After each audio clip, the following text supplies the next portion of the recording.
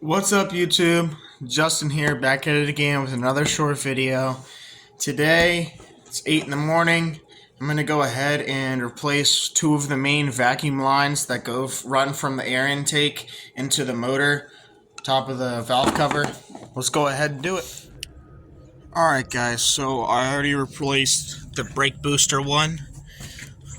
I replaced this one that went from the air intake to the valve cover, gas valve cover, and then I ran this one too.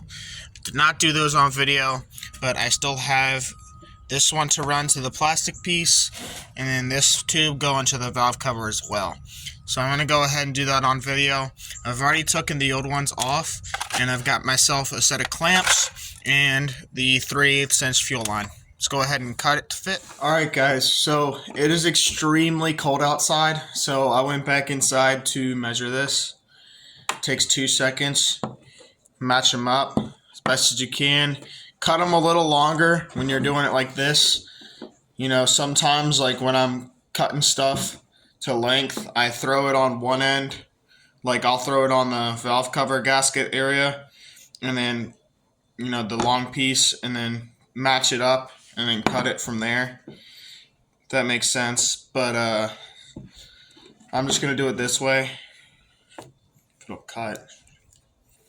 This is some nice fuel line there, damn. But you know, that'll work. And this one here, cut it longer, then cut it shorter once you get on there to where it's supposed to be.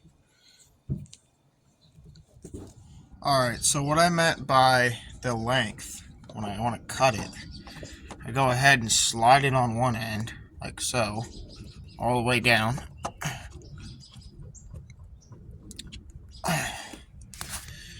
And then line it up like that.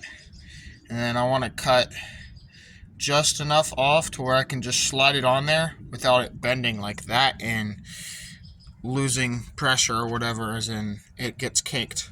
You don't want it to kink, so I'm going to go ahead and cut that, trim it back probably about till there, and then go ahead and clamp it down. Alright guys, so went ahead, snug the clamps down. She's all ready to go. I won't have to worry about needing any hoses over here for a while. I will also be doing a coolant hose swap here shortly. I haven't replaced those yet since I've purchased the vehicle, so I probably will end up doing them just to be safe, since I need to do a coolant flush. So it's a little dirty, so we're going to go ahead and do a coolant flush with that in the next video. But that's it for today. Please give it a thumbs up, like, comment, subscribe, and we'll see you next time. Peace out.